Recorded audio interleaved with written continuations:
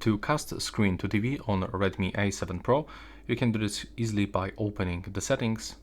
Now, we have to go for more connectivity options.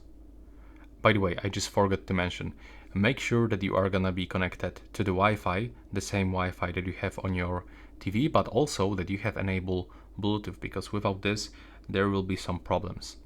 Now go to the more connectivity options, and when you are here, just go for connect to a display wirelessly.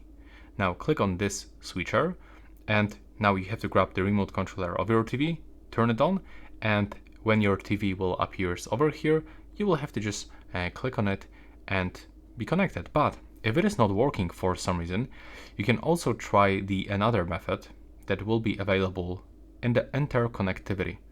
When you go for cast, just over here, you will have to turn it on by clicking on this switcher. But as you can see, for me, it's grayed out for some reason, but okay, my phone just stops working for some reason.